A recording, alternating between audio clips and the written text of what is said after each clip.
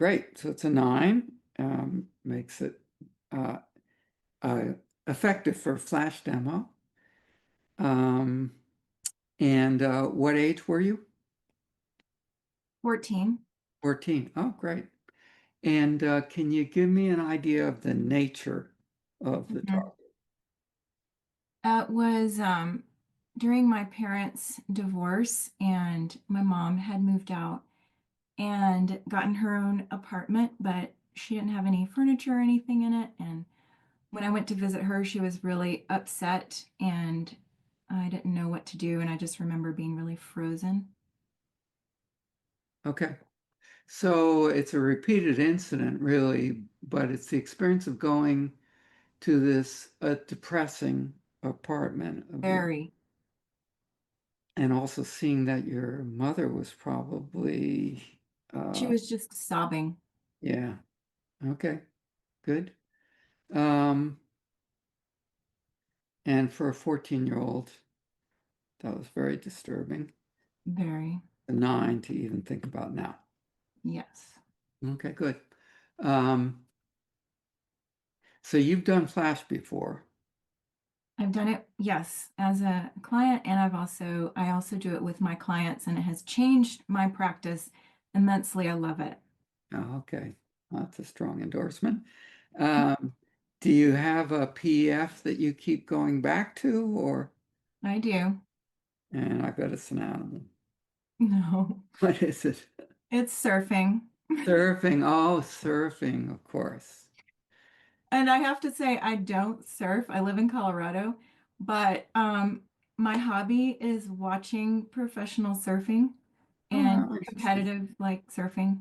So, I vaguely remember that that was our PEF and some yeah, other. I guess you I were a did. demo client in the flash training, I guess, huh? No, I had an individual session with you.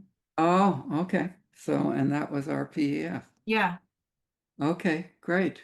Um, so go ahead and tap and and tell me what you love about watching these videos.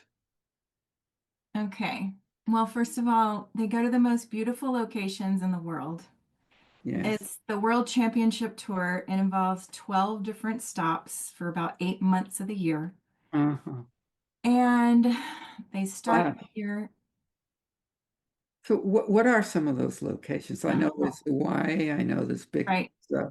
Half Moon Bay. Sometimes, yeah. Right now, the main stops are North Shore of Oahu for Pipeline, giant barreling wave. Uh-huh. They're going to these wave pools. There's one in Abu Dhabi Uh-huh. that Flash. gives you, So that's an artificially created surf for surfers. it's the perfect wave. Oh, wow. Yeah. Great. Um, where else? I didn't know about Abu Dhabi. That sounds like, Yeah. I think my favorite stop that they go to is in Tahiti. uh-huh. And it's another really big wave. It comes just out of very deep water and then hits a super shallow reef. And so the wave just comes out of nowhere. And I mean, it's like two heads above you. You can just stand up when you're going through it. Wow, Flash. Now I know when that happens, when you're standing up and you've got the wave actually over your head, then you have to go sideways so you don't get ahead of the wave. Yes. Yeah. That's Oh, right. Yeah, you have to, that's where all the points come from is how a surfer navigates a barrel and gets ahead of the foam ball where the wow. water can just like push you out of the wave and make you Yeah. fall. Yeah.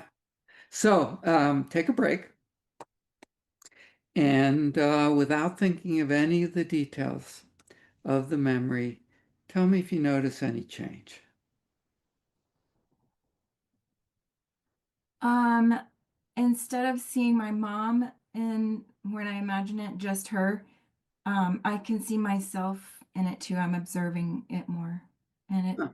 I'd say it's less disturbing. It's more like a 6. Okay. So go back to the waves, surfers. Mhm. Do you have particular surfers that you follow? Oh my gosh. The reason I love it so much is you learn so much about their story, Oh, and it is really hard. It's a hard life. They travel all over the world mm, constantly, and you only can be on the world tour if you're in the top 22 women and top 44 men, I think. uh-huh. And so, everything they've had to do to get to that point, they just have to go Mhm. to all these smaller competitions, and Wow. it just takes so much to do it. And their families have often sacrificed so much, because it takes a lot of money to Mm, travel to all these places. They go to Australia and yeah. South Africa. Flash. They don't tend to come from wealthy families, do they? Often not. Yeah, Brazil is a big place for the Brazilian surfers are the ones that are aerialists. They just like flip and do all kinds of things on Oh, waves. wow. One of the surfers I love, named Italo Ferreira, he started surfing on the top of a cooler, like a igloo cooler. He didn't have any money. His family had no money, and he learned how to surf on a cooler top. Oh my God. Flash. Wow. I'm trying to imagine that. So he's balancing the board on this round um, cooler.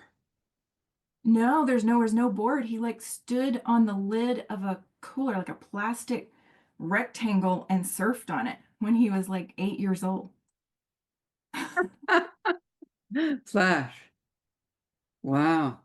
Yeah. Fascinating. So surfing's been in the Olympics twice now. It was in Tahiti last year. Uh-huh. Um, so that was really exciting. Yeah, Flash.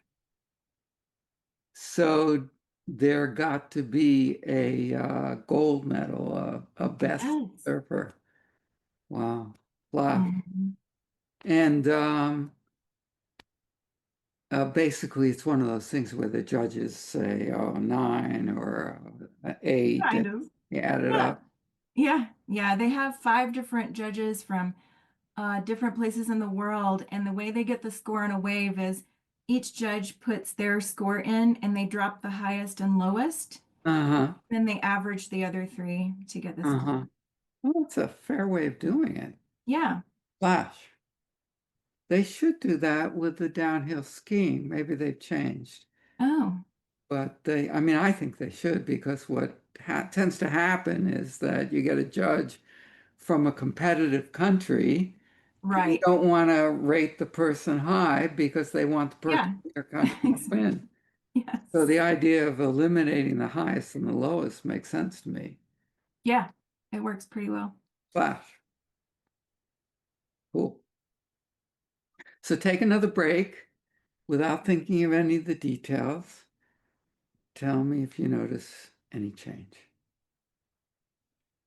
The memory, just if I see it, it's further away. I'm kind of looking through the window of the apartment and seeing us both. And it's just we're smaller. Interesting. Okay.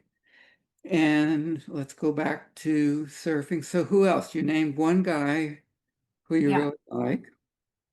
Well, my resource yesterday is Molly Picklum. She's 21. She's from Australia, and she really struggled all year and kind of came in third and second, and then Flash. she's never won a world title, and this was her Oh, first wow. year. It was just 2 weeks ago in Fiji, Oh, and it was just really exciting because she's a very humble person and um, just very lighthearted and mm. confident. Well, there seems to be a style of life that goes with surfing. And I have to say that most surfers who are not in this competitive group are nutcases. I mean, I mean, it's true. I've had clients who, they're businessmen or and then they carve 3 hours out of their day and they run over to the beach and do some surfing and then go back to work. It's like on their minds all the time. Right. I think it is. It can be an obsession. Yeah, yeah. But well, it's kind of like a drug. I mean, it just makes I'm them sure. feel terrific. Right. I mean, you're out there in the water and just with Mm. the waves, and often in these surf competitions, there'll be dolphins surfing the waves with the surfer. Oh, with the I surfer, mean, that's the great. nature that you get Mm, through there is just beautiful. yeah, flash. And you have to be strong Oh yeah. to surf. You have to have strong arms and chest. Yeah. I surfed one time 20 years ago in Hawaii. And I remember I was like, I couldn't wait to stand up on the surfboard, but my arms were so tired with paddling out to where you Yes. do stand up. I was like, oh my gosh, I think I only stood up on two waves because most of it I was just trying to paddle out. Yeah, yeah, flash. My brother did the same thing. He went to Hawaii and he tried surfing, and he never got to get the paddle out far enough to actually catch a wave. It's hard. It was really hard. And afterwards, he found out that he should have gotten a pair of kind of flipper gloves Oh, that yeah. would help with the paddling. I bet that would have helped. Yeah. Yeah, flash. But it's always been a kind of a tempting idea for me, but I've never been completely comfortable in the water. So, Yeah, I know. I wish I wasn't so scared of the ocean. oh I really am, though. I like watching it. well, now we have another target for you, Flash.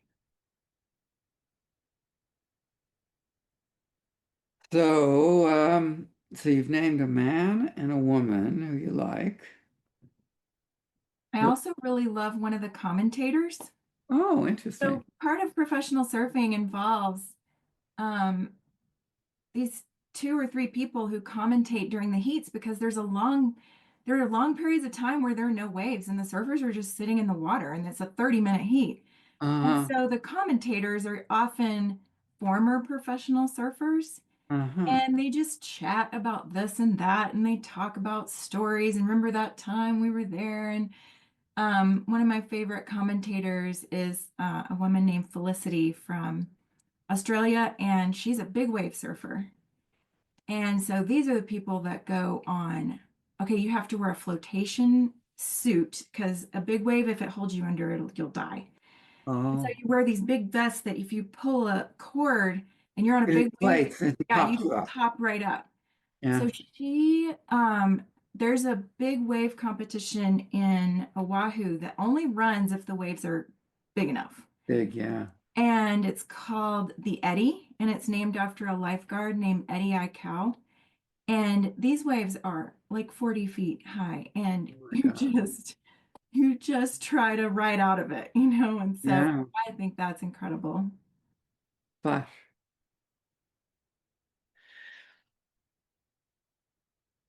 so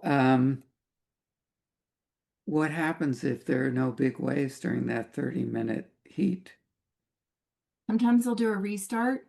Oh, Um, and then sometimes it's just, the surfers do their best with what they've got, and it's a low scoring heat on both sides, and somebody wins. uh-huh. But I assume in Abu Dhabi, you don't have to wait very long for the wave. Mm-mm. Yeah. Wow. Yeah, So that's the acid test, really. Everybody gets the same waves. exactly. And they do a right hand and a left hand, each of them, because so surfers are either regular Flash. footed, which is right foot behind and left foot Right, forward, or they're goofy footed, which is left foot behind, right? right, right. I've heard that. Yeah, so if you're on your forehand and you're a goofy footer, you're going to your left. I see. And it's a little easier to surf, with your dominant side, your forehand, there your and but so you get a chance to do both sides at the wave pool. Uh-huh. Flash. So again, take a break. And without thinking of any of the details, do you notice any further change? I am not, it doesn't bother me at all. Uh, I just feel a little bit sad that my mom went through that. yeah. Um, but I don't feel upset by it. I can barely see it now. But that sadness that you feel, again, is compassion. It's adult. Yeah, for sure. Yeah. So I'm just assuming that people watching this demonstration, some of them will not believe that Yeah, it's now zero. you're right. I'm trying to think. I mean, I'm trying to really find it. It's hard to find. Um, it just feels like something that I don't know. I don't know how to describe it. Um, Well, let's do an installation. What would you say the positive learning is from having done this process? What can you say? Uh, well, we didn't get a negative cognition. The negative cognition would have been, I don't know. I mean, you're lucky if you didn't come away from that believing life is undependable, dreary. Uh, right. what was the negative cognition? I think it probably would have been something like, I'm alone because if my mom, she couldn't be there for me anymore. Yeah, yeah. So you were suddenly alone. Yeah, You went from being in an intact family to being right. alone. Yeah. Yeah. Okay. And what would be the positive that learning as opposed to I'm alone? What would be the positive cognition? I think it's as simple as I'm not alone. I'm okay. I was going to say that. I'm okay. Yeah, Okay. And 1 to 7, how true does that feel when you think of the memory, whatever form it's in now? How true is that statement? I'm okay. 7. It's a 7. Okay. Mhm. Just think of the memory in whatever form it's in and the statement, I'm okay. And uh, rather than take my wand out, I'll have you tap.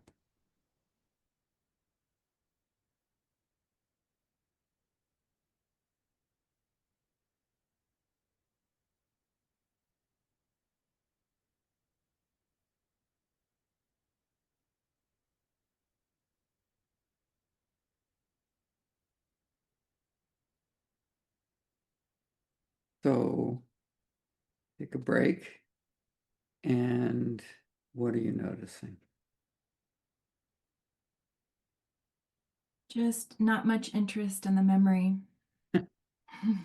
I don't say what are you noticing, well, when we're doing flash, because it tends to be activating, but when there's no activation, what are you noticing is perfectly fine. Right. What about check your body, do a scan, see if you notice anything disturbing when you're thinking of the memory.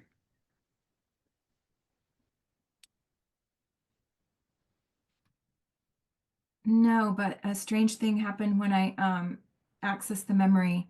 I saw it like actually my mom was laughing and Oh, smiling. that's interesting. Strange. It just Uh-huh, was a different memory of her being happier from like a photo in my childhood. uh-huh, It was sort uh-huh. of just in there now. And what is it like for you to see that? It's really nice to see my mom happy in this moment. Yeah, just stay with that tap.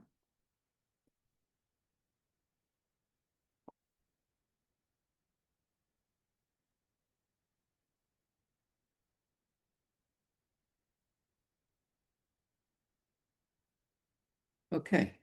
Um, so that's a good place for us to stop, but I wonder, I just know how disorienting it can be for someone seeing the flash technique because it just violates everything we've learned about how things resolve. So I'm just assuming some people will have questions for you, and I'm wondering if you're just willing. Absolutely.